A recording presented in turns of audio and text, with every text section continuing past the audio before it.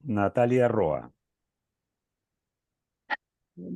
Bueno, se me encomendó una preciosa misión, es la de recibir, una misión griega, que es la de recibir a la huésped que estaba ausente y que llegó en el canto séptimo al taller, pero que es una antigua compañera de taller.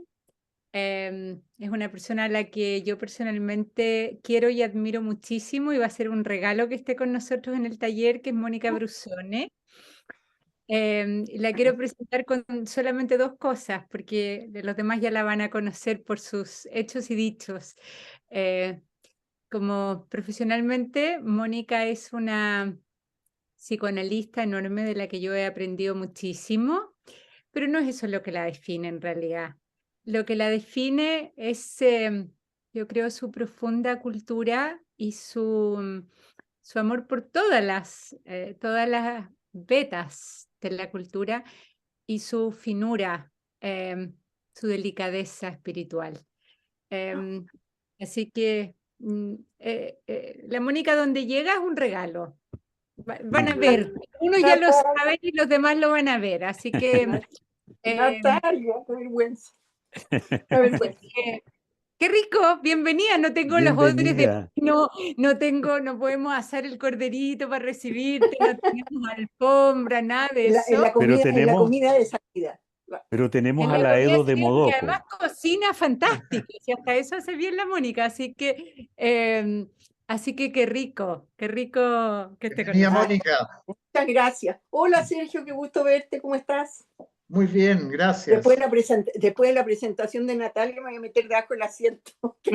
No, vamos a llamar, ahora vamos a llamar a nuestro Aedo de Modoco o Aedo, de Modoco a que empiece a contar, ¿no es cierto?, las hazañas. hazañas, ¿no?, de este caballo tremendo que entra como entra, ¿no es cierto?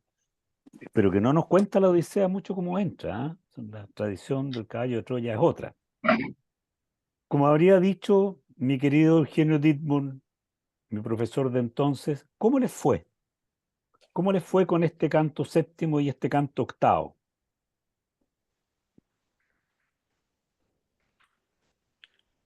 Caray. Eh, Muchas, Sí, diga, Sergio. sí, ya. No, yo creo que es que son muchas cosas, Pedro. Eh, eh, Porque sigue siendo el relato con esta forma literaria de un relato dentro de otro relato. Es como o esas muñecas rusas que van apareciendo Mm, relatos dentro de relatos, que le dan un carácter especial, el vocabulario y el lenguaje que sigue siendo impresionante, así como leer el Quijote. mm, Bueno, esas son como cosas generales, digamos. Y entre los contenidos, yo creo que ahora se van marcando algunas cosas que estaban como insinuándose la vez pasada en cuanto a temas. mm, De las cosas que a mí más me impactaron fue el sentido de la hospitalidad de esta sociedad feácea. O sea, mm. es una cosa realmente impresionante, digamos. O sea, qué fantástico, qué increíble, ¿cuál es el sentido de eso? Es como es un aspecto, digamos. Pero lo Mm. otro, el tipo de sociedad también, que aparece ahí, Sí. que sería como casi una sociedad perfecta. Es decir, como que hay un modelo ahí, un modelo nuevo, de algo que a lo mejor no se conocía tan bien, digamos. No solo en la riqueza, sino que en los valores que tiene, en las cosas a las que le dan importancia, en la manera de recibir a los forasteros. O sea, hay algo particular en la manera de valorar el deporte, por ejemplo, que como que resuena en lo que pasa hoy día también en nuestro mundo, digamos, el deporte, como tan actividad casi más importante, para ellos mucho más importante que la guerra, por ejemplo, que define la sociedad. Entonces es súper interesante porque quizás marca como también esta reflexión que tú has planteado de una transición de lo que es importante, de lo que es valioso, de lo que es vivir. Eh, Eso fue lo que a mí me llegó. Tengo otro par de dudas porque después las puedo decir. Sí, sí, ahí las vamos a ir conversando, pero me interesa mucho lo que estás diciendo Y no quiero intervenir todavía, quiero escuchar. Todavía quiero escuchar. ¿Alguien más que alce la mano? Vale. Ok. Creo que hay un tema que es súper importante en lo que estás diciendo, Sergio, y es uno que es una sociedad que no guerrea, o sea, que lo que menos hace es la guerra, ¿no? Es decir, se muestran absolutamente contrarios a la guerra y además ellos dicen que su misión en el fondo es navegar, ¿no? Y que siempre llevan a los perdidos y a los náufragos a los lugares de origen, ¿no? Es decir, son como, son como la bondad de la humanidad personificada en el fondo, ¿no? Son un universo absolutamente ideal, ¿no? En ese sentido. Son una sociedad cerrada, muy celosa, ¿no es cierto?, de sí misma. O sea, eso por lo menos es la explicación que le da en el canto anterior Nausicaa a Ulises, ¿no es cierto? Y es lo que Ulises explica ahora cuando, ¿no?, cuando le dice al Sino por qué no, por qué su hija, digamos, cuando él trata de retar a su hija, porque no lo llevó, ¿no es cierto? Eh, es también lo que le dice eh, esta Atenea, ¿no es cierto?, que lo lleva de camino, ¿no?, que resalta un poco una sociedad que es celosa de sí, ¿no?, que le tiene miedo a los extranjeros o cierto resquemor a los extranjeros, ¿no?, que no guerrea y que en el fondo es una exaltación eh, de lo humano, pero de lo humano muy elevado, muy aristocrático en el fondo. Nosotros no tenemos ninguna referencia, ¿no?, del pueblo propiamente tal, ¿no? Son todos son reyes con cetros, ¿no es cierto?, los que están en el palacio. eh, Todos llevan una vida casi como los dioses, ¿no? Fíjate que es divertido porque habla en el fondo de 12 reyes, ¿no? Bueno, y son 12 los dioses del Olimpo, ¿no? Mm. Hay un cierto paralelo ahí, ¿no? La vida de ellos es una vida sin pesares, ¿no? Es una vida, comillas, regalada, ¿no? Nos recuerda un poco lo que son, lo que nosotros llamamos que son las reuniones de los dioses en el Olimpo, o sea, eh, beber, bailar, chancear, ¿cierto? Comer, ¿no? Una especie como de fiesta permanente, ¿no? Eso es de un poco la sensación que da, ¿no es cierto?, como a primera vista, a mi juicio, estos feacios, ¿no? Eh, y es en ese sentido, creo que importante también la reacción que tienen con Ulises, sobre todo este niño maleducado cuyo nombre no retuve, no retengo, ¿no es cierto?, que le dice que es incapaz, que quién sabe quién es él, o sea, que lo mira en menos, ¿no? En una Ujú. cosa bien clasista, ¿no? Que es como casi un paralelo también, ¿no?, con lo que ocurre en el Olimpo, con los Olimpos que miran a los mortales, digamos, como algo ahí, que está en la Ilíada, por lo menos, queda súper en claro que los dioses se entretienen haciendo jugar a estos mortales a la guerra, digamos, ¿no? En cierto sentido, ¿no? Pero, y ahí aparece un poco como un antecedente, si quieres, ¿no? Pero aquí aparece también eso con Ulises. Ulises tiene que demostrar, ¿no?, quién es, ¿no? O sea, eh, ahora, también es interesante en ese sentido, y creo que eso se concatena un poco con lo que habíamos hablado en el canto quinto, ¿no? Quinto me parece, ya aquí estoy medio perdido, cuando Nausicaa encuentra, ¿no es cierto?, a Odiseo, ¿no? Encuentra a una persona, ¿no es cierto? Y ahí volvemos al tema terrenal, a una persona que está desnuda, que no tiene nada, ¿cierto? Que en el fondo parte de cero, ¿no?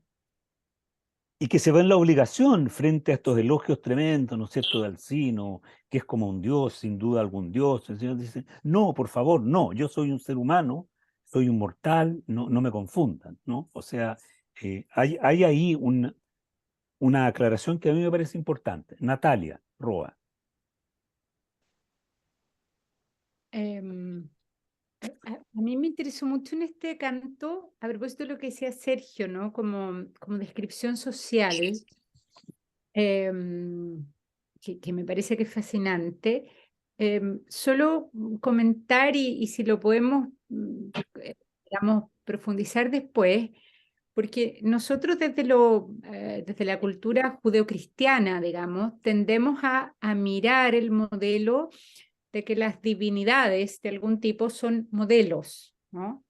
Em, y los humanos no. Entonces, me parece sumamente interesante pensar en este modelo social en que, por ejemplo, las mujeres, ¿no es cierto?, son en el modelo tanto palaciego, ¿cierto? Son figuras de las que se esperan conductas que a uno le llaman la atención por el modelo de sometimiento, ¿no es cierto? Por el machismo. eh, para efectos de la cultura dominante en aquellos tiempos, ¿no es cierto? Las diosas parecen em, muy poco ajustadas a ese modelo, ¿no? O los mortales no siguen el modelo de las diosas, que es ser mucho más autónomas, mucho más libres, ¿no es cierto? Mucho más pensantes. O sea, no hay una relación en que, ¿no es cierto?, los humanos busquen seguir o parecerse al modelo de la divinidad, sino que hay una distancia entre las dos figuras. Y eso me parece que es sumamente interesante y totalmente distinto al modelo judeocristiano, ¿no? Entonces, algo de eso lo trata Auerbach en Mímesis, pero me parece que es un punto que sería interesante a conversar, y si nos puedes contar un poquito más.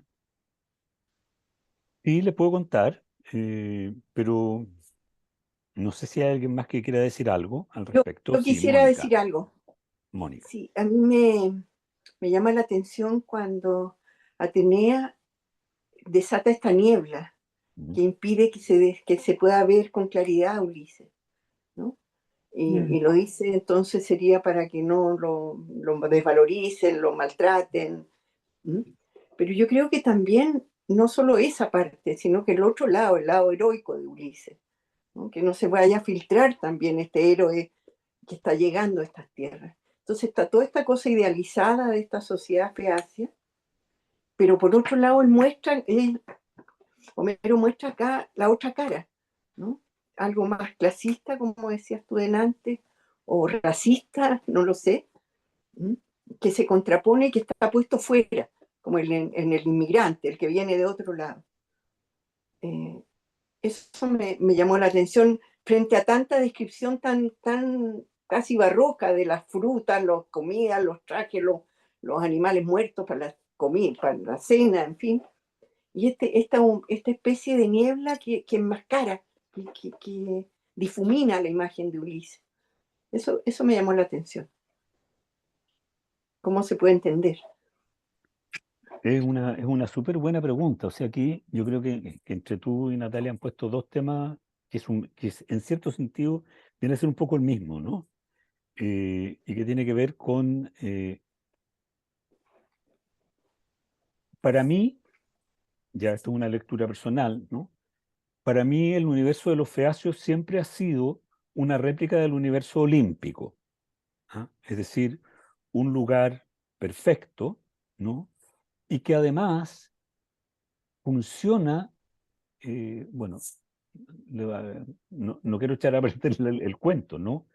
Pero es básicamente una estructura social eh, en que todos son hijos de dioses, ¿no? O sea, Alcino es nieto y su mujer, ¿no es cierto?, también, por lo tanto, Nausicaa también. Es decir, es un universo divino.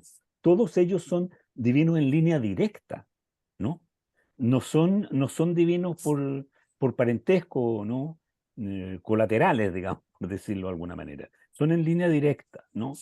Hay una, hay una reafirmación en el fondo, a mi juicio, ¿no? De un universo que es también el universo aristocrático que nosotros vemos en la Ilíada, ¿no? De estos próceres, ¿no es cierto?, que son todos descendientes de algún dios, que son todos héroes fundadores, ¿no es cierto?, que son rubios, de melenas abundantes, ¿no es cierto?, grandes guerreros, excelsos en todo cuanto emprenden, ¿no? De alguna manera, la diferencia que nos aparece aquí, ¿no es cierto?, es que los feacios lo que no son, son guerreros, es decir, parecieran ser en ese sentido una imagen, comillas, mejor, ¿no? Del universo aristocrático, en ese sentido más divino. Los dioses no guerrean entre ellos. ¿Mm?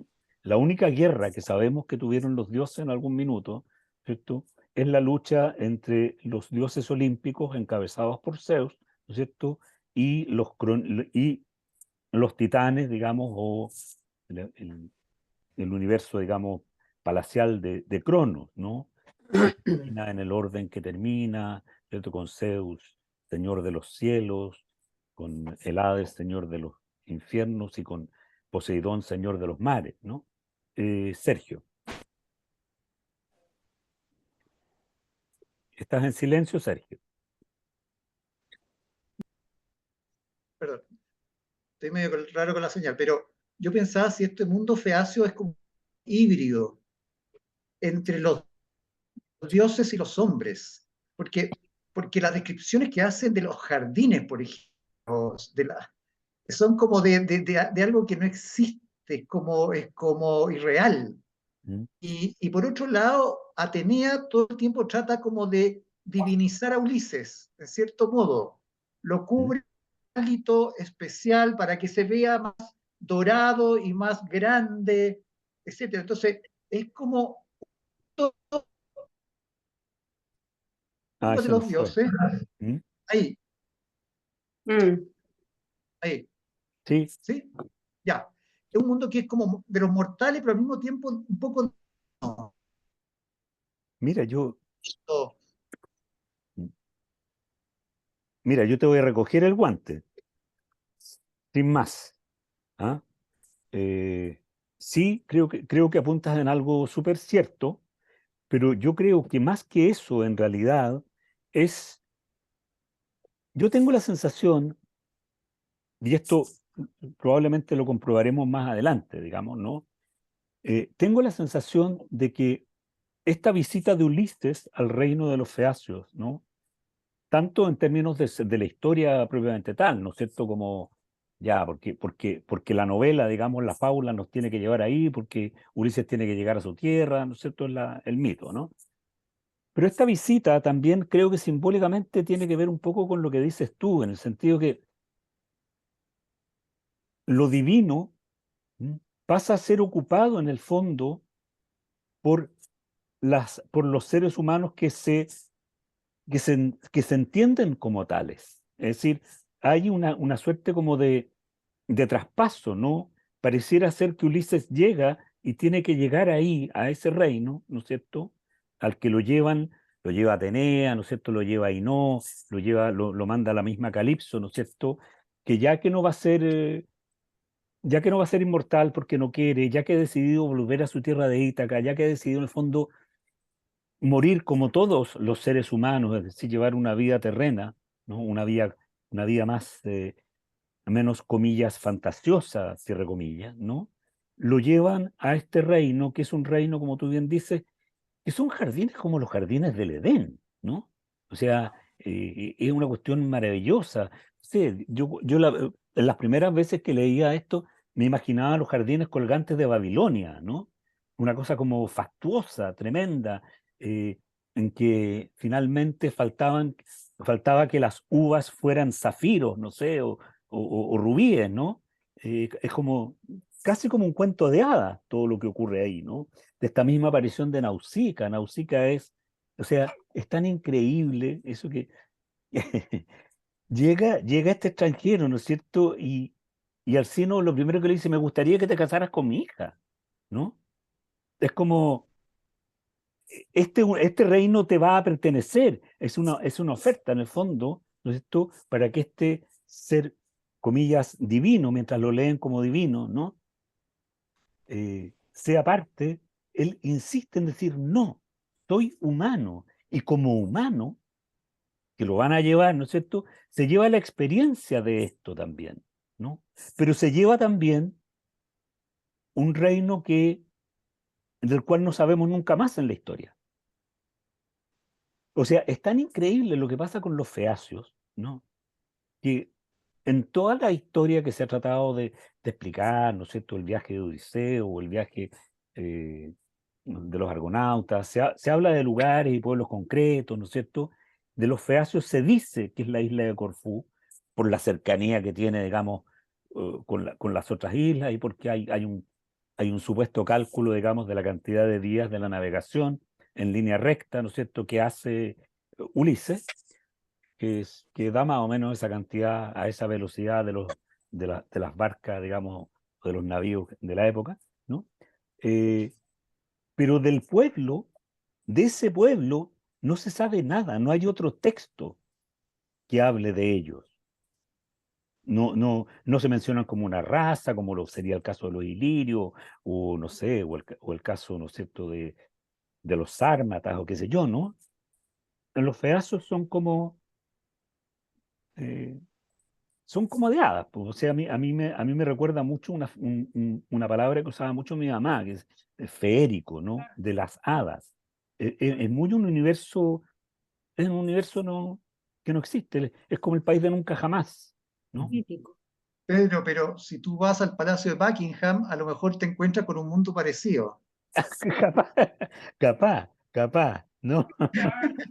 Ahora, no sé si con la Camila Parker Bowles será así.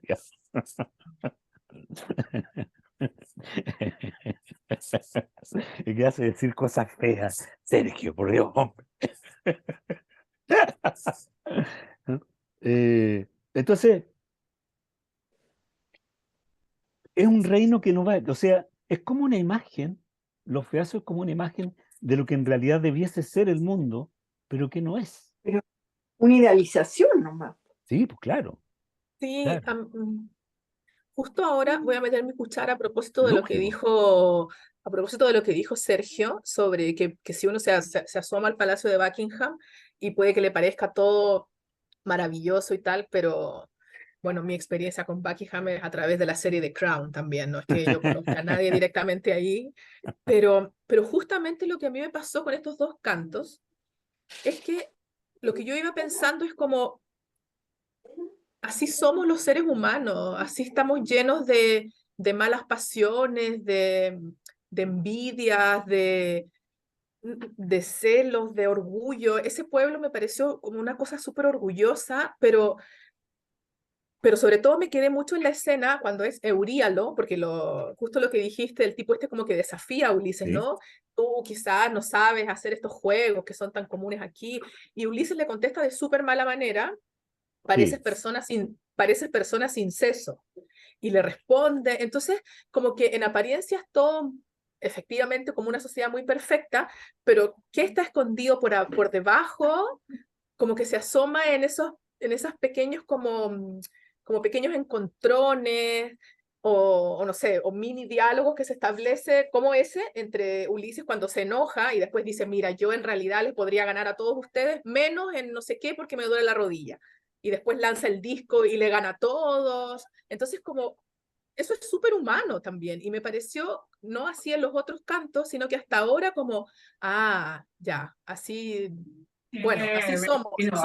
Somos todos súper mortales y llenos de pecados y vanidad. Y solo para terminar, como lo que me refrenda en esta línea es que el Aedo, no sé, el Aedo, justamente la historia que cuenta es de Hefesto, Afrodita y Ares, cuando Hefesto, un dios que es feo y cojo, descubre que su mujer Afrodita lo está engañando con el otro y se venga de ellos y les hace todas las amarras. mm, Entonces, ¿por qué también cuentan esa historia que están hablando de los dioses, pero con pasiones súper humanas, de engaños y traiciones, y al final atados también a las vanidades y a las pasiones humanas, ¿no? A pesar de ser dioses. Entonces me encantó como toda esa humanidad presente en estos dos cantos.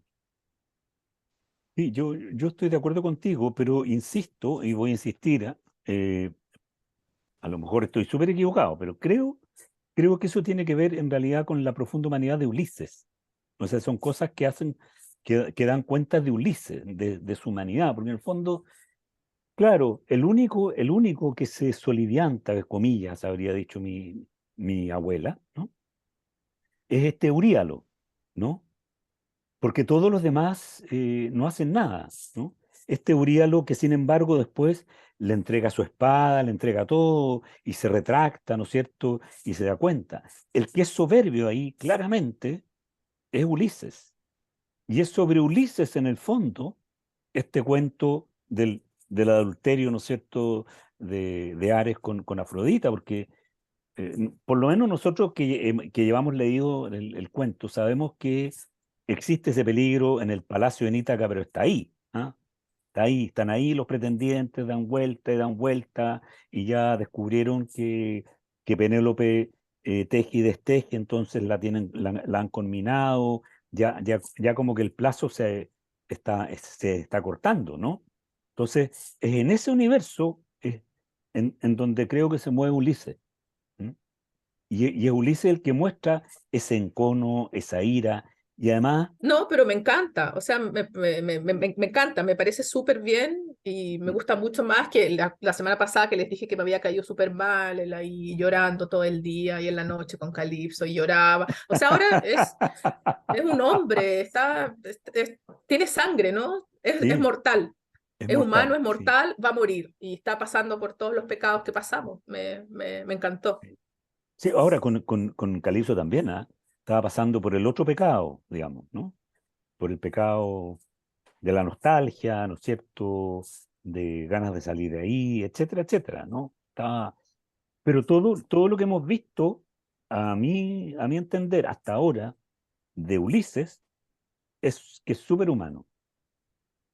O sea, no ha tomado todavía, no tenemos noticia de parte de él de nada que sea de orden muy divino, salvo en las ayudas que recibe de Atenea, ¿no? Mm. Pero ojo, que a diferencia, por ejemplo, de la Ilíada, Ulises habla con Atenea directamente y sabe que es Atenea. Aquí ni siquiera se da cuenta. Él no se da cuenta que la persona que lo guía hasta el palacio de Alcino es Atenea en forma de otra persona. Él ya no tiene esa perspicacia, ya no tiene ese diálogo con lo divino, ¿no? Tampoco también le echa la culpa a Zeus, ¿no?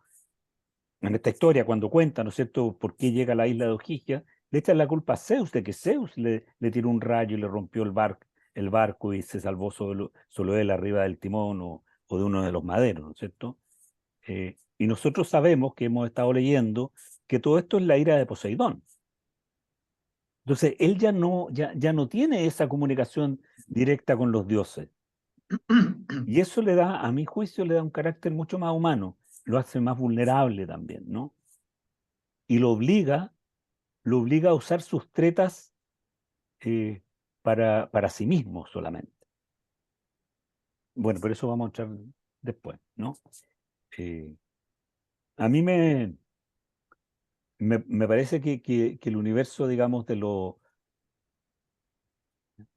universo feacio, ¿no? Y un poco tomando lo que decía Natalia respecto de nuestra tradición judeo-cristiana, ¿no? Hay una clara diferencia. La religión, o sea, cuando yo pienso en este paralelo, ¿no es cierto?, entre la corte feacia y el Olimpo, digamos, lo hago pensando que en realidad el concepto de divinidad de los griegos no es por ningún lado, desde ningún punto de vista, asimilable a la idea de la divinidad en el universo semítico, ¿no? que lo encontramos, digo semítico, lo encontramos, ¿no es cierto? Ese monoteísmo lo encontramos también en en los pueblos árabes, digamos, ¿no?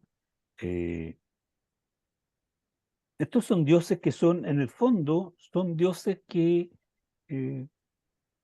que no tienen escrúpulos, que no tienen ninguna finalidad en sí, no quieren hacer ni el bien ni el mal, son caprichosos, ¿no es cierto? En la Ilíada, de pronto se acuerdan cuando se están eh, agarrando el moño, ¿no es cierto? Por si ganan los troyanos o ganan los aqueos en la batalla, ¿no es cierto?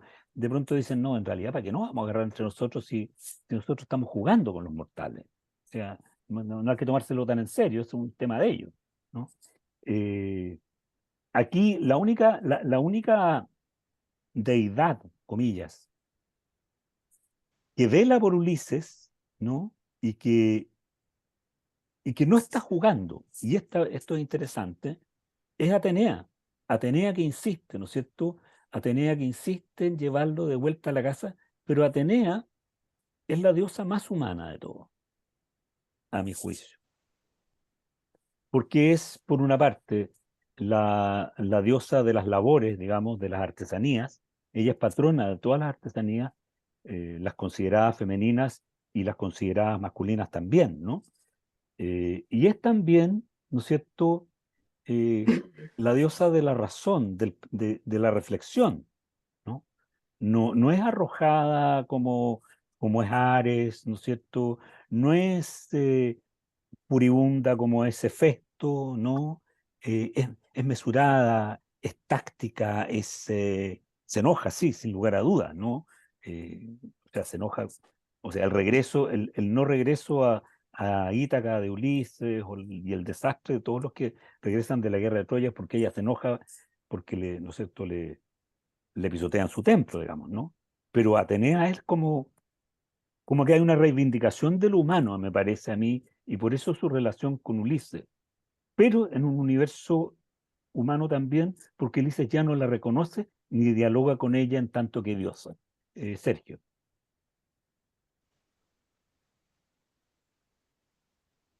Sí, no quería una duda y otra cosa.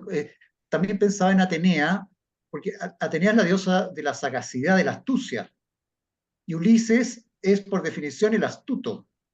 Ujú. Entonces es como bien interesante la relación entre Atenea y Ulises, porque a mí me da la impresión que Atenea incluso podría estar enamorada de Ulises, pero no lo sé, pero es como mucho así, como que lo protege, que ganas de yo tener una Atenea que me cura, no sé, me transforme, qué maravilla. Entonces es como la contraparte, pero no sé si la contraparte femenina de Ulises masculino. Ahí me pierdo un poco qué significados pueden haber en esta relación de Atenea con Ulises, que me encuentro muy especial.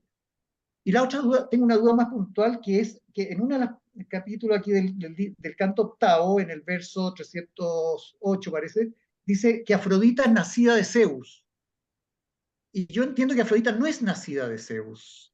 Entonces me quedé como con la duda. Me dijiste el 308, ¿verdad? 308 del Del canto octavo. octavo, que ahí parte 300. un párrafo Padre Sí, sí, Zeus. sí. Dioses todos de vida feliz Siendo yo inmortal. cojo, Afrodita, nacida de Zeus, me deshonra Eso. sin tregua en su amor al maléfico Ares. Mira, yo creo, yo también me confundo con eso, ¿ah? Porque Afrodita nace, como su nombre lo indica, nace de la espuma, Claro. emerge de la espuma. El mito dice que es en la espuma de los órganos genitales, ¿no es cierto?, de Cronos, cercenado precisamente no, De Urano. de De Urano, Urano cercenado cercenado por por Cronos. Cronos, claro, ¿no? Que dan espuma, y entonces ella nace supuestamente en Pafos o nace en la isla de Citera, pero no es hija de Zeus. ¿Por qué? Porque, bueno, la teología griega es una teología inexistente, ¿ah? Para para decirlo claramente. No hay un sistema definitivo de cómo son las jerarquías de los dioses, salvo en el caso de Zeus y en el caso de Hades, ¿no? Y en cierta medida en el caso de Poseidón, porque Poseidón es también el que hace temblar la tierra, ¿no? De ahí que uno de los atributos de Poseidón sea el caballo. Es el tridente por una parte, que es el que mueve las aguas, ¿no es cierto?, los remolinos, y por otro lado el caballo, ¿no? Por eso Hipólito muere. En fin. Pero las otras deidades, ¿no es cierto?, hay versiones distintas entre los mismos griegos antiguos, digamos, ¿no? Y Afrodita, en realidad, es hija de Zeus porque se considera Zeus padre de todos los dioses y padre de todos, digamos, ¿no? El padre Zeus. Independientemente de si a su vez es nieto de Urano. ¿Ah? O sea, hay ahí una mezcolanza de cosas, ¿no? Porque, claro, Atenea, por ejemplo, a quien tú mencionas como la enamorada de Ulises, Atenea es hija de Metis, ¿no? Y Metis, en realidad, lo que hace Zeus es que se empareja con Metis, pero después se la traga para que Metis, que es la astucia, ¿no es cierto?, no le quite poder. Y de ahí entonces nace Atenea, que nace de la cabeza de Zeus. ¿Mm? O sea, es como... Pero ahí yo creo que tú das un poco en el clavo, en el sentido que, claro, ella es como una parte femenina de Zeus, ¿no? Y ella es, por eso creo yo, la más humana de todos, porque está aquí, está más presente, ¿no? En las labores del telar, de la siembra, del tallado de la madera, en las artesanías en general, ¿no? Salvo las artesanías del fuego, cuyo patrono es Hefesto, las artesanías del fuego, es decir, el fierro, todo ese tipo de cosas, ¿no? Es el herrero, por eso es el herrero. Eh, y también porque tiene esa cosa tan humana de pronto usar la razón, porque los seres humanos de pronto usamos la razón, digamos, ¿no? Bien de pronto, no es algo, no es una constante, digamos, ¿no? Y Ulises, claro, Ulises que en algunas traducciones le llaman mañero, Ulises mañero, el mañoso, ¿no es cierto? Sus mañas son porque está constantemente inventando cuentos, es un ajedrecista consumado, Ulises, igual que Atenea, ¿no? Y yo creo que en eso se entienden, y se entienden bien, ¿no? Eh, y yo creo que ahí puede que esté jugando una cosa que es bien interesante respecto de las religiones, ¿no? El universo, el universo de las deidades griegas, en realidad, es un universo de deidades bastante indoeuropeas, ¿no? Que uno encuentra el símil, por ejemplo, ¿no es cierto?, en, en la, en el panteón germánico, ¿no es cierto?, o en el panteón romano, latino, digamos, ¿no? Mm, Son deidades guerreras, casi todas, las más importantes, ¿no? Son masculinas, guerreras, potentes. Y ocurre que aparentemente en la historia, digamos, de la compenetración cultural, cuando bajan, digamos, las primeras oleadas de griegos hacia la península balcánica, se encuentran con deidades que son de origen más bien, que son más bien femeninas. Demeter, eh, ¿cómo se llama? Hera, ¿no es cierto? Atenea, Artemis, ¿no? Que son deidades súper terrenas todas, súper terrenas, ¿no? Eh, Demeter es la deidad, ¿no es cierto?, de los graneros, de los cereales, Atenea de las manualidades, ¿no es cierto? Manualidades tanto femeninas como masculinas. No es solo la inventora del uso y la rueca, ¿cachai? O sea, es como, tiene una cuestión mayor. Y yo creo que se produce una suerte como de maridaje, ¿no? Entre dos formas eh, religiosas, ¿no? ¿Y qué es lo que produce la confusión a la que tú hacías alusión en respecto de Afrodita, a mi juicio, ¿no? Ahora, Afrodita aparentemente es una deidad traída desde Fenicia, ¿no? Que es una versión de Astarte, digamos. No sé si, parece que me desvié o iba bien ya. ¿Sí? Ibas bien. Ah, ya. que me entusiasmé, ¿no? O sea, yo insisto en la calidad de en la potencia de lo humano, ¿no? En A mí cómo, me llama la atención en el canto séptimo que se refieren a Ulises repetidamente como paciente. Y en general en toda la Odisea es el mañero experto en ardides en general, ¿no? Y en este canto aparece como otra faceta de él, ¿no? Que repetida insistentemente. Me gustaría entender un poco más eso. mira, ¿Respecto de qué? hay un estudioso francés, se llama Marcel Detienne, que tiene un libro que escribió que se llama La métisse des Grecs, la, la, la métis, la astucia de los griegos, ¿no? Y hay una parte en que hace referencia, que a mí me quedó grabado, esto lo leí hace muchos años, que hace referencia al pulpo, ¿ah? Y el gran, claro, el gran mañero, ¿m? Es el pulpo, que es capaz de mover los tentáculos de muchas maneras, pero que al mismo tiempo es de una paciencia infinita. Puede estar en una roca mucho tiempo sin moverse, ¿no? Entonces, Canto. me parece que en este caso la paciencia es una parte, digamos, de la astucia. ¿En qué minuto, en qué momento, cuándo? ¿Cuándo se hace la acción para que la acción resulte? ¿Mm? Es un atributo, creo yo, de la astucia, la paciencia. Y yo creo que en Como ese una parte. minuto lo que está ocurriendo aquí, que tú bien señalas, es que Ulises ha llegado donde los feacios y está mirando qué es lo que tiene que hacer. Tiene que volver, pero su vuelta no depende de él, depende de los feacios. Tiene que conseguir que lo lleven de vuelta. Claro, tiene que ver, tiene que, tiene que esperar pacientemente a cómo decantan las cosas. ¿Mm? Y yo creo que esa es parte de la protección que le da a Atenea al convertirlo, al envolverlo en una nube también, ¿no? O sea, que le permita mirar sin ser visto. Mm. Lo importante es no Hace ser. sentido. Mm. Sí. Sí, Gracias. Natalia. Bien, perdón. Bueno. Así, no, ya. Pónganse de acuerdo ustedes. No, yo hablé mucho ya. Yo dos cosas cortitas. A mí la niebla me da muchas vueltas porque la niebla protege, pero la niebla también confunde, ¿no? O sea, en la niebla uno no distingue bien. Y, y yo creo que el personaje de Ulises efectivamente confunde.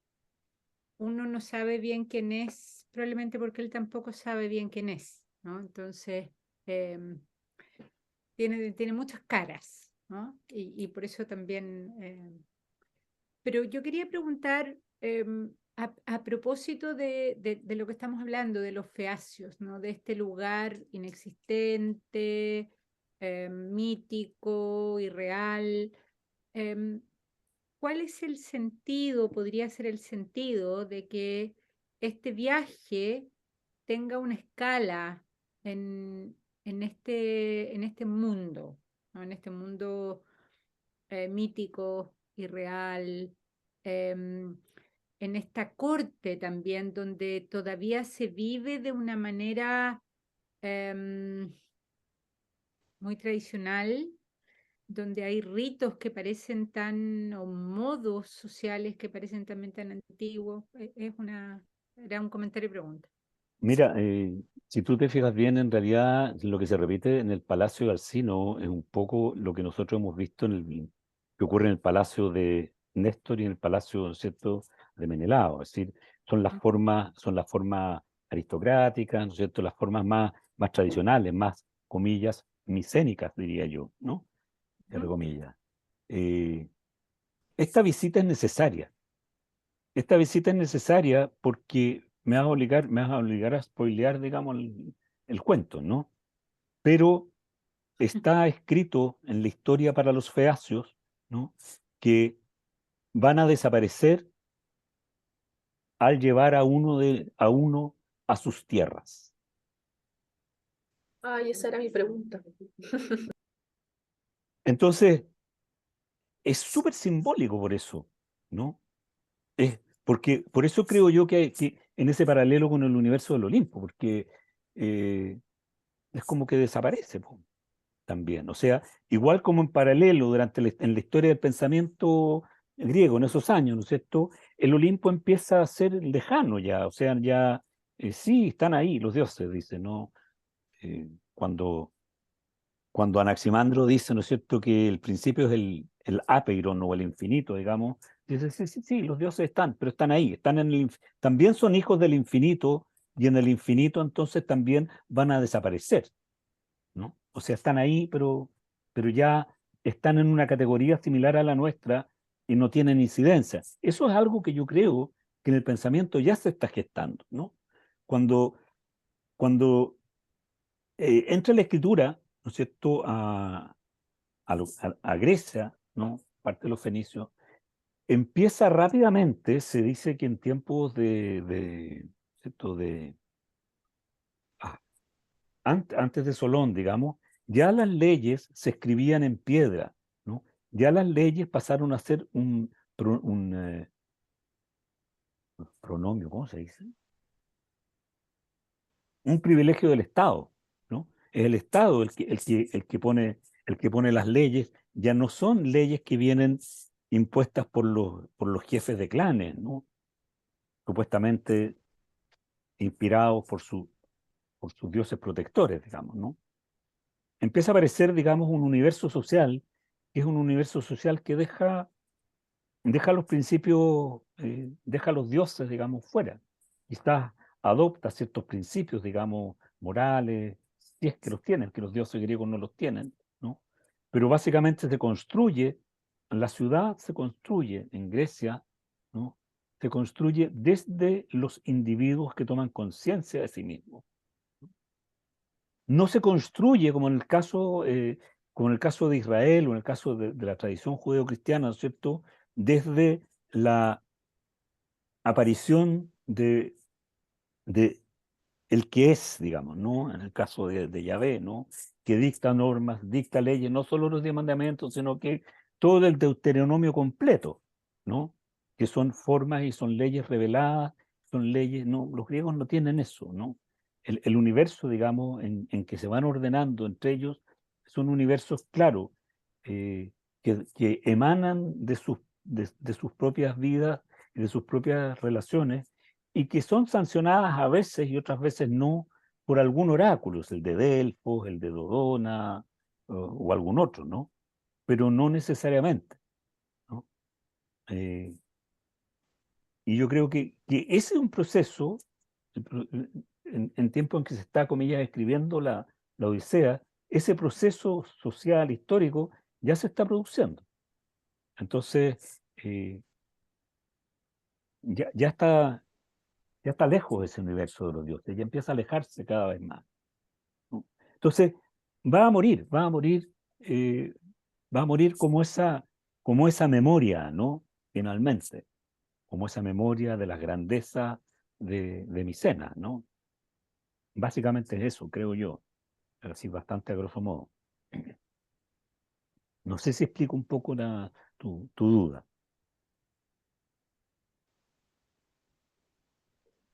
O la aclaro, ¿no? Estoy pensando. Yo creo que es súper interesante para pensarlo, porque... mm.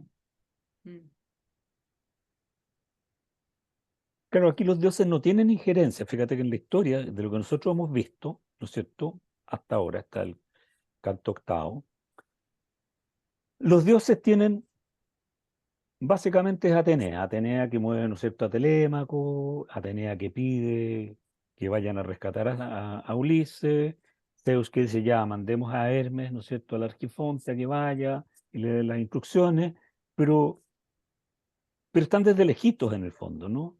Le dicen a Calipso, mira, ¿sabes qué? Tienes que soltar a este joven que se vaya para su casa, ¿no?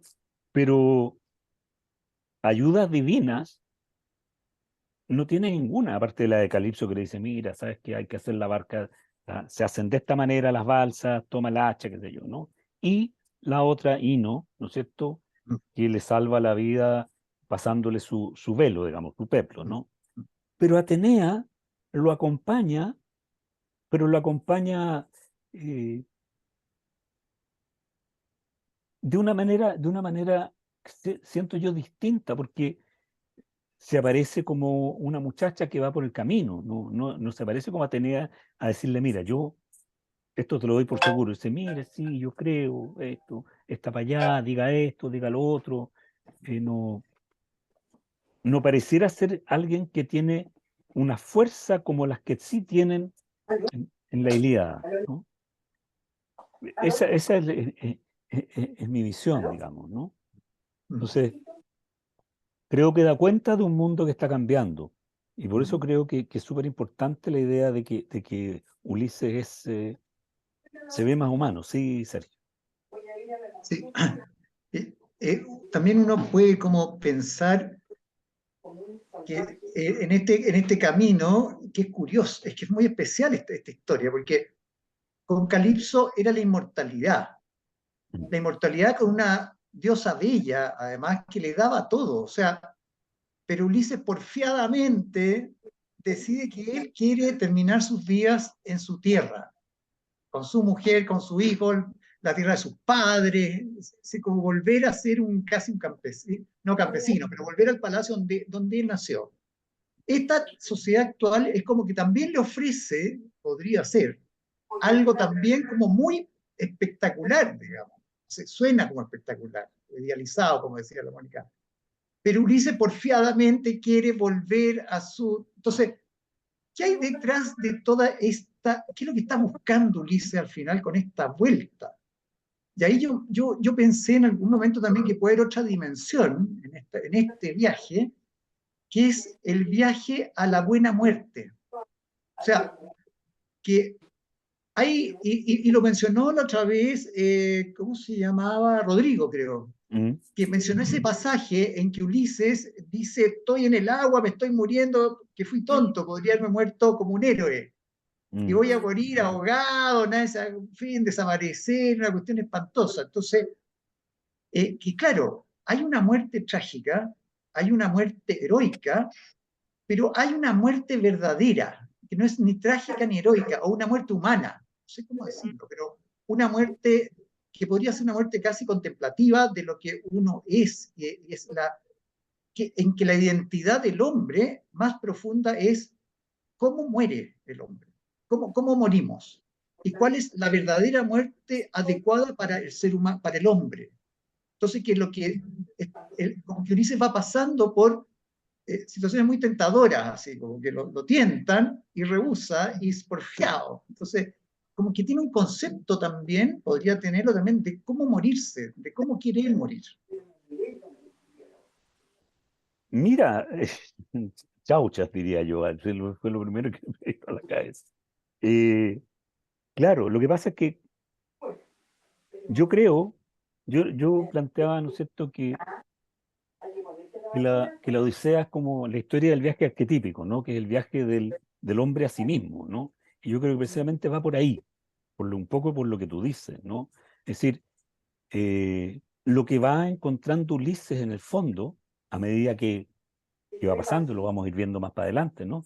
También es eh, que el viaje es un viaje hacia sí mismo, básicamente. Es decir, eh, cuando él sale de Troya, lo va a contar ya en el próximo, ¿no? Él sale con sus 16 naves, ¿no? Sale con un tremendo botín, ¿no es cierto? Con mujeres esclavas, con calderos de oro, con piezas robadas, pasa por un pueblo, ¿no es cierto? Y arrasa y lo saquea, ¿no es cierto? Va con va con mucha plata, ¿no? Por decirlo de alguna manera. Y a medida que va avanzando su viaje, lo vemos que nos encontramos con él absolutamente desnudo, sin nada. O sea, ni siquiera un taparrabo, ¿no? Lo único que lo cubre es la sal. Entonces, para mí eso como símbolo es súper decidor, ¿no? Por eso creo yo que ese es el punto, digo yo, Yo sé que narrativamente no es así, ni mucho menos, ¿no? Pero para mí ese es el punto de inicio de la Odisea, en el sentido que desde ahí, desde esa soledad más absoluta y más profunda, comienza a contársenos el recorrido de un hombre que, y a explicársenos el recorrido de un hombre que en realidad empieza a descubrir que está solo, ¿no es cierto? Que no, que no tiene necesariamente una protección divina como la que tuvo en Troya, ¿no es cierto? Y que su astucia, que le sirvió mucho en la guerra, ahora solo puede ocuparla no para hacerse rico, sino para sortear los peligros que corre él como persona sola e individual. No sé si me explico, ¿no? Es decir, cambia de alguna manera el uso, empieza a cambiar el uso de su astucia en pos de la riqueza, ¿no? Porque como buen micénico es un pueblo que vive un poco del pillaje, ¿no? Así vivían los micénicos, ¿no? Viene a aparecer como alguien que busca lo que es lo propio. Fíjate que echa de menos la tierra, no echa de menos las riquezas, no echa de menos las riquezas de Ítaca, echa de menos la tierra, echa de menos a su gente. O sea, echa de menos algo que es absolutamente eh, humano, ¿no? De donde, que es lo mínimo, digamos, ¿no? Finalmente. ¿No?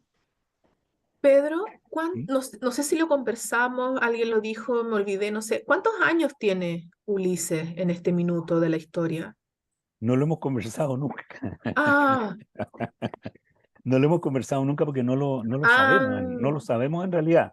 Pero la yo edad de calculo, Telémaco conversábamos, ¿no? Eso sí, una Sí. vez. Sí. claro, él tiene que haber partido a la guerra de Troya más o menos con entre 20 y 25 años, ¿no? O sea, debe estar entre los 40 por ahí, 40, 45, ¿no? Que es una edad provecta para la época, ¿no? Por eso lo trata como lo trata Euríalo, ¿no? Y tú bien recordaste el nombre, ¿no? Entonces, eh, él ya ha pasado, uno podría decir, claro, él viene de vuelta, pero él ya ha visto de alguna manera su astucia, ¿m? que es tan importante, ya le ha dado cuenta de cuáles son las verdaderas posibilidades que él tiene, creo yo. Natalia Roa. Sí, en la misma línea, porque a mí me hace mucho sentido lo que está planteando Sergio, em, y, y creo que eso va en una línea personal y social también, ¿no? Porque él viene de vuelta de Troya, o sea, em, y de Troya donde en alguna parte se mencionan el mar bordado de cadáveres, ¿no? O sea, que ha sido como el horror social, ¿no? O sea, ha sido una guerra que ha destruido a la sociedad, que solo ha traído muertes, viudas, em, o sea, que ha mostrado como el fracaso estrepitoso de la ambición. Los que iban en busca de oro solo trajeron destrucción y dolor. Em, lo efímero de... Sergio mostraba la tentación, hablabas tú a propósito de Calipso, pero también Troya fue el ejemplo de lo que significó la tentación a propósito de Helena, ¿no? O sea, la tentación de Helena y París destruye, ¿no es cierto?, a toda esa sociedad y se vuelve tan efímero porque tenemos de vuelta a Menelao con Helena, ¿no? O sea, esa historia también fracasa em, y todos quieren volver en paz como a los lugares protegidos, a los lugares de seguridad, ¿no? Eh, personales, pero también sociales, creo, ¿no? O sea, también ahí hay algo de qué les da seguridad como sociedad, pareciera, ¿no? O sea que yo creo que eso es súper interesante lo que estás diciendo, porque precisamente yo creo que hay una reflexión en el poema entero, ¿m? Que tiene que ver con la dimensión de lo humano, es decir, una sociedad que se está volviendo a crear, ¿no? Porque el contexto histórico es ese, ¿no? O sea, es una sociedad que está resurgiendo en el fondo de las cenizas, ¿no es cierto? Que está eh, empezando a repoblar, ¿no es cierto?, el espacio geográfico, ¿no? Que se está planteando una forma distinta de convivencia, que crea un modo de convivencia que es distinto, en donde crea la ciudad, cuyo centro es el ágora, el espacio público, y no así el castillo como en tiempos micénicos, ¿no es cierto? Eh, en que se ha creado ya esta forma militar de la falange, ¿no? En que los soplitas se sostienen unos a otros, en que hay una suerte como de colaboración, ¿no es cierto? En que hay una dimensión de lo humano que es mucho más fuerte, ¿no? Y yo creo que en ese sentido, eh, la Odisea da cuenta de eso. ¿M? A mí me llama la atención eh, el paralelo que uno puede hacer entre la Odisea y la obra de Hesíodo, los trabajos de los días, que no tienen nada que ver en términos de historia, ¿no? Pero en cuanto a los valores que se están más o menos poniendo en el centro, ¿no? Que tiene que ver con el trabajo de la tierra, que tiene que ver con la dimensión del humano, la relación con el entorno geográfico, con el clima, los vientos, las estaciones del año, ¿no es cierto? Y es un poco, al parecer, aquello que echa de menos Ulises, ¿no? Porque tiene dos posibilidades. Una, ¿no es cierto?, es la que le da a Calipso, o sea, son tres.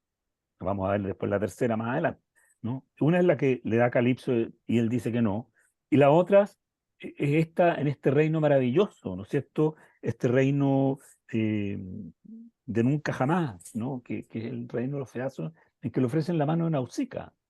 Él podría perfectamente decir, ya que estoy ausente hace 20 años, capaz que me den muerto por muerte presunta, ¿no es cierto? Así que puedo comenzar de nuevo. Y no, insiste en el fondo en tratar de darle una continuidad a su vida, en tratar de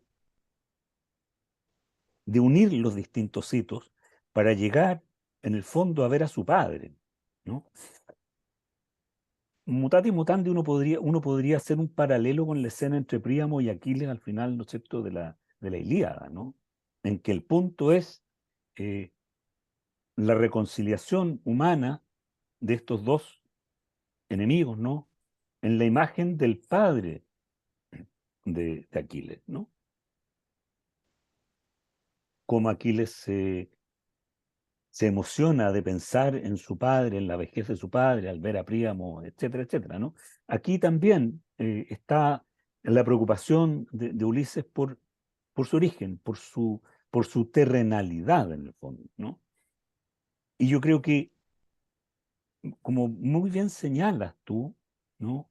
La experiencia, que es una experiencia de una memoria inconsciente muy potente en el universo griego, ¿no? De lo que fue el desastre de la guerra de Troya, porque la guerra de Troya, claro, vencieron, ganaron, destruyeron Troya, pero en la memoria, ¿no? Eh, del pueblo es un desastre. Tanto es así, que hasta el siglo V, ¿no es cierto?, hasta la época de la gloria de las tragedias, el ciclo troyano sigue siendo un referente de desgracias. Está el Agamenón, ¿no es cierto? Están las troyanas de Eurípides, etcétera, etcétera, etcétera, ¿no? Está Écuba, en fin, ¿no? Porque eso que aparentemente fue una victoria, en realidad fue una derrota, fue una victoria, hoy día llamaríamos pírrica, ¿no? Porque, claro, ganaron, se llevaron el oro, pero fue una sociedad que capotó al poco tiempo, pues históricamente además, ¿no?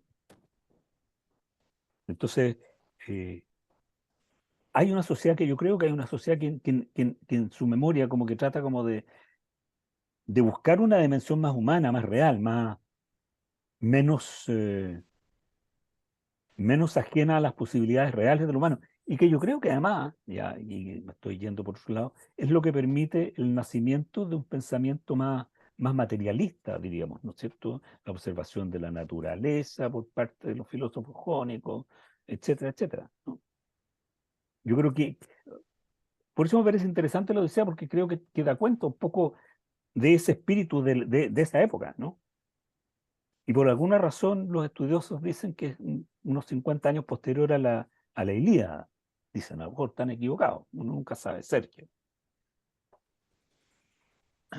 Oye, que hay un punto también que es como particular de esta relación de los hombres con los dioses, que tú dices que como que se va transformando, ¿no es cierto? Que se va cambiando, va mutando, porque la verdad es que la guerra de Troya, según entiendo, tiene un origen que es divino, en cierto modo, o sea, anterior todavía, porque hubo creo que un matrimonio y no invitaron a no sé quién, que produjo una discordia porque puso una manzana de oro que decía, yo soy la más hermosa, y hubo un conflicto entre Hera, no sé si era Artemisa y Afrodita, o Hera, no sé, para saber cuál era la más hermosa, y entonces buscaron un pastor que fuera completamente inofensivo, y resultó ser Paris, pero Paris en realidad estaba destinado a morir porque había todo otro oráculo, y finalmente Paris, Afrodita lo convenció que dijera que era ella, y ella lo convenció que iba a encontrar a la mujer más linda del mundo, que era Helena. O sea, hay en el origen también aquí se mezcla este desastre de la guerra de Troya está enganchado con una situación un poco perturbadora que parte con los dioses, en su origen, digamos. O sea, absolutamente, absolutamente. Yo creo que parte del tema, digamos, de la guerra de Troya y por qué la Ilíada tiene ese carácter además tan divino, ¿no? Todos los próceres son divinos, ¿no? Y tiene estas características de estar todos emparentados con dioses. Eh, claro, tiene ese fasto, ¿no? Hay detrás, digamos, de la guerra de Troya una necesidad de fasto, ¿no? Muy grande, ¿no? Un fasto similar al fasto de, que es imaginable de los olímpicos, de los dioses, ¿no? Que es un poco el fasto que tenemos, ¿no es cierto?, aquí entre los feacios, ¿no? Eh, yo creo que, claro, que como tú bien dices, esa guerra la pierden, o sea, no nos olvidemos que el desastre del regreso desde Troya a Grecia de los distintos próceres, ¿no? Es por un enojo de los dioses, porque en su avidez, ¿no es cierto?, en su codicia, ¿no? Estos aqueos, guerreros de todas estas ciudades, ¿no? Cometieron innúmeros sacrilegios, ¿no?, en los templos de los dioses en Troya. Violación de Casandra en el templo de Apolo, eh, sacrificio en el templo de Atenea, etcétera, etcétera, ¿no? Entonces los mismos dioses que apoyaron a estos aqueos son los que se enojan y dicen, ¿sabes qué más? No les permitamos la vuelta, ¿no? Y yo creo que tiene que ver un poco con lo que tú dices, o sea, me hace sentido, ¿no? Habría que buscar de mejor manera, pero me hace mucho sentido porque efectivamente la dimensión de la Odisea es una dimensión más humana que la dimensión de la Ilíada. En la Ilíada la intervención de los dioses es súper importante, o sea, escucha, es súper importante por eso la Ilíada, ¿no? Como texto, ¿no? Eh, incluso como texto anterior, ¿no? Porque da cuenta de otra realidad, o sea, si uno conoce bien la Ilíada, pasando a la Odisea uno se da cuenta en el fondo del cambio, ¿no? Del cambio de switch, podríamos decir, ¿no? Eh, o sea, la Ilíada es un texto maravilloso en realidad, ¿no? Pero pertenece a un universo que la Odisea deja atrás, está tratando de dejar atrás, porque precisamente está confiando en, ya no en la astucia de Atenea y de los dioses que juegan a los dados en la Ilíada, sino que está confiando en la astucia de Ulises, en tanto que Ulises, que quiere ser hombre y quiere morir como ser humano. Interesante eso, como vuelta de tuerca, ¿no?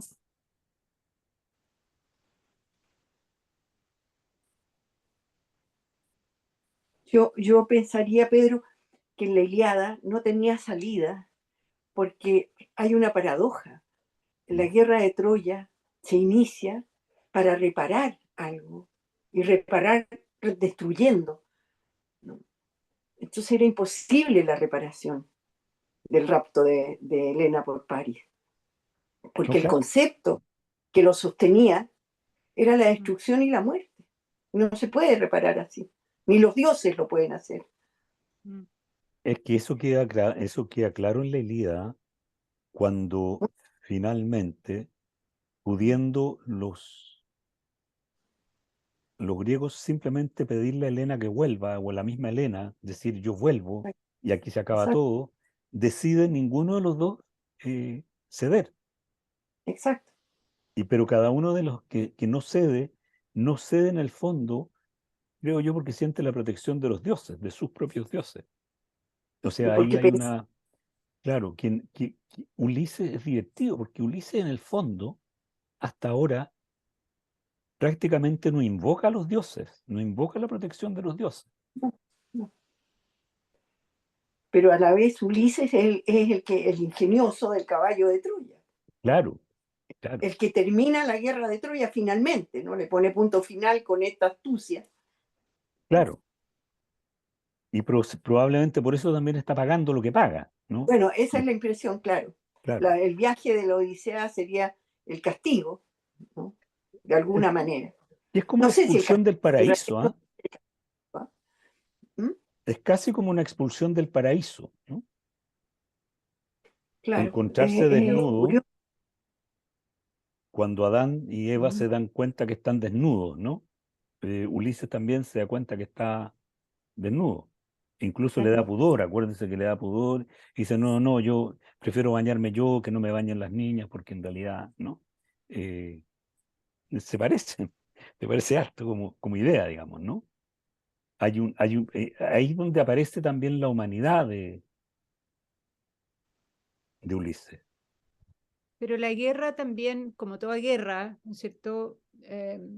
Está llena de confusiones, porque la guerra tampoco es para ir a buscar a Helena, ¿no?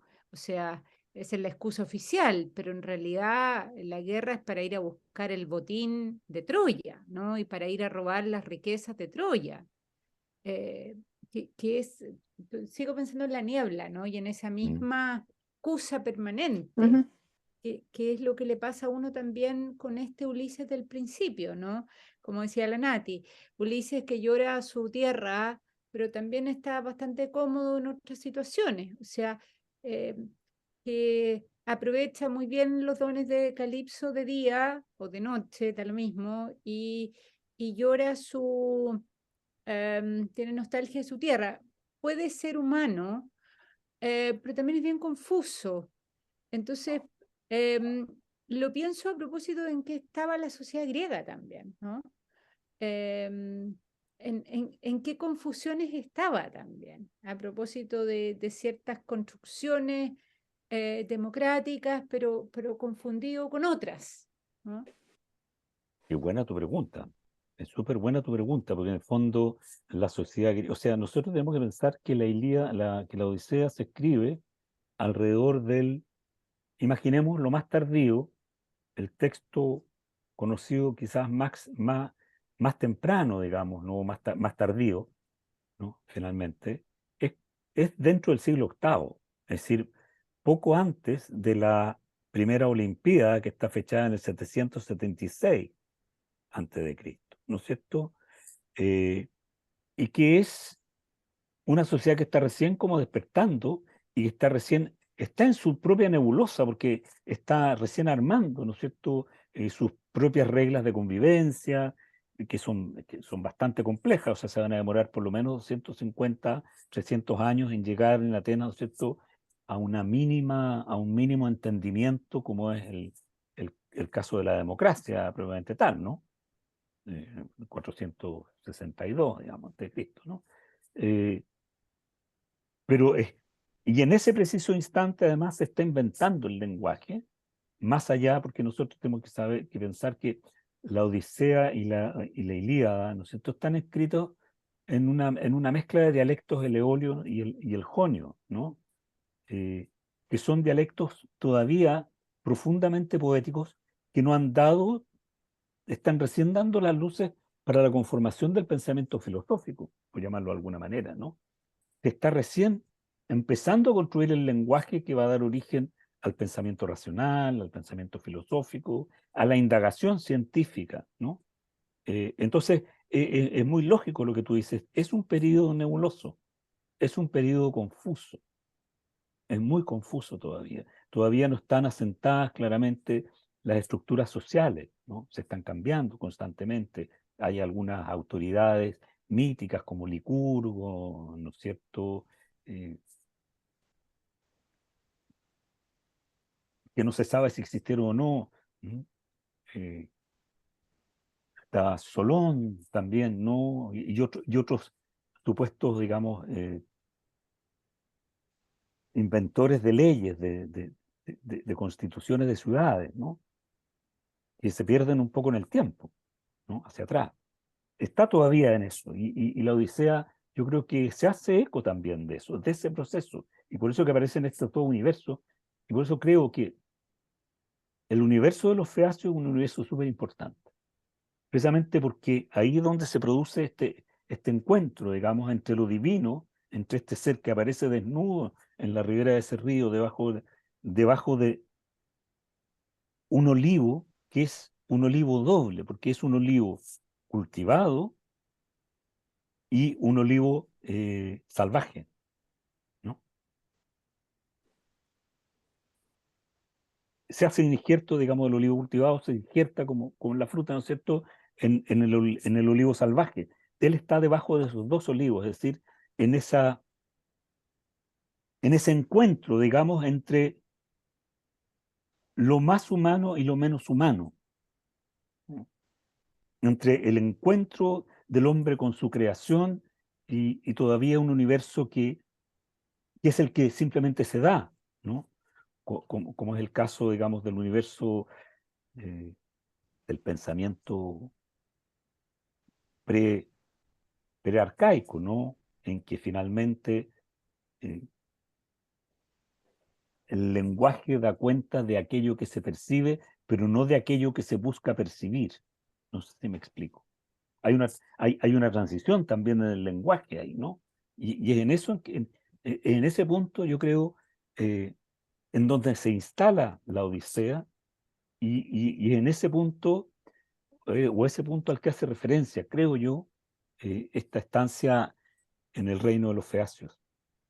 ¿Y por qué creo que es importante? Porque el viaje de Ulises desde ahí hacia Ítaca, en que lo van a dejar, significa y va a significar la desaparición del universo de los Feacios, que es lo que está planteado supuestamente por el oráculo, que creo que se le dice a Pontono, ¿no? Algo así, ¿no? Sergio. Y que también, yo pienso también que en este cambio, que por eso que puede ser una tensión tan potente que la que se está viviendo, el cambio, hay una cosa muy fuerte que también, que parte también con esta especie de rechazo a la inmortalidad, digamos. O sea, es la aceptación de la muerte. Pero rechazar la inmortalidad es decir que la vida que yo tengo, yo la prefiero ante la de los dioses. O sea, es como que altera uno de los fundamentos, digamos, de la sociedad que está ligado a los dioses, que son, por definición, el ideal de mundos. Y yo pienso que también una forma de inmortalidad es ser héroe. Entonces, en el heroísmo, el héroe queda para la posteridad, quedan las hazañas del héroe. Pero si lo que está buscando Ulises es volver a la tierra, volver a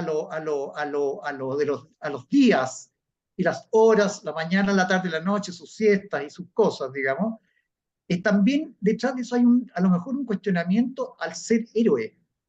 Entonces, Ulises está en la nebulosa que decía Natalia, que esta nebulosa que lo rodea, o esta cosa indefinida, que por un lado aprovecha una cosa y por otro lado aprovecha la otra, pero no está ni aquí ni está allá.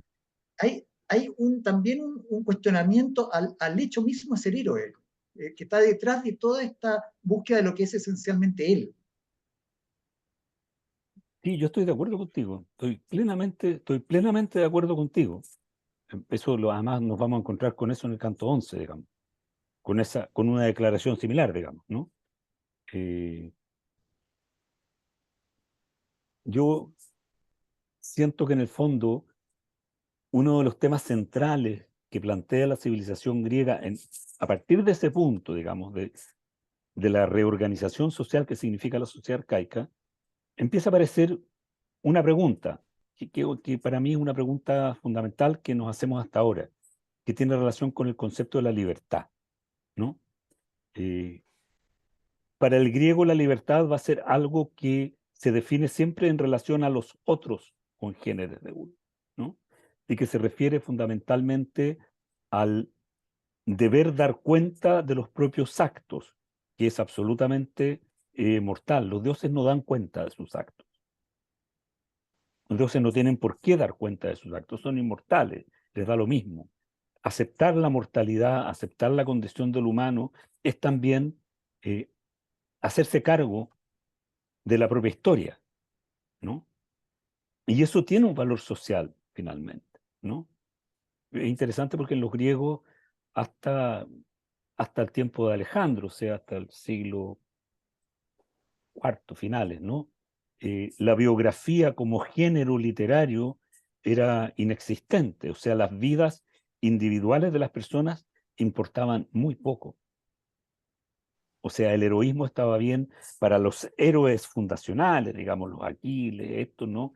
Que estaban en la memoria, pero los otros no, o sea, nosotros los consideramos héroes por estar consignados, Temístocles, Pericles, etcétera, ¿no? Porque estuvieron en la guerra, pero ellos cumplían con su deber nomás, como decían, ¿no?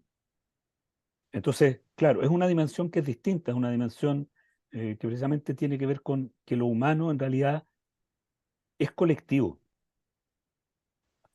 Y eso también, a mi entender, tiene relación directa con la certeza de la soledad en la que se encuentra Ulises al despertar en ese arroyo, digamos, debajo de esos olivos.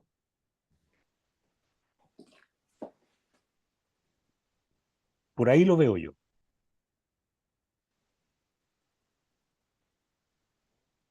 No sé si confundo más o no.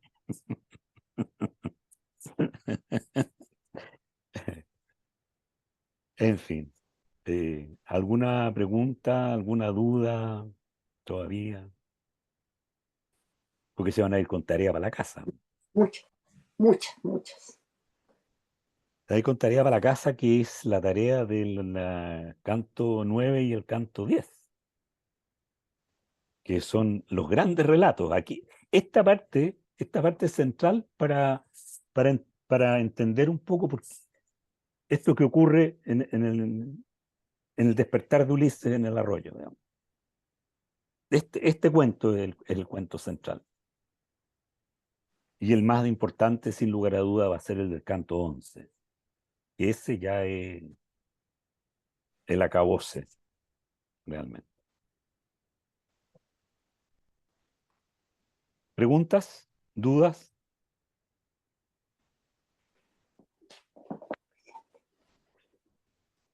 Parece que ninguna. Muchas gracias. No, gracias a ustedes. Muchas gracias a ustedes. Aquí estamos, dispuestos. Agradecer. Gracias, profe. Ha sido un placer. Muchas gracias. No, Un gracias a placer. ustedes. Que Gracias, tan Pedro. rico estar. Muchas gracias. Gracias. Abrazos grandes para Gracias. todos. Gracias. Nos vemos el jueves. ¿Sí? Perfecto. Si los dioses quieren. No, con que queramos nosotros. Chao, chao. Vale. Chao. Chao. Lo ató.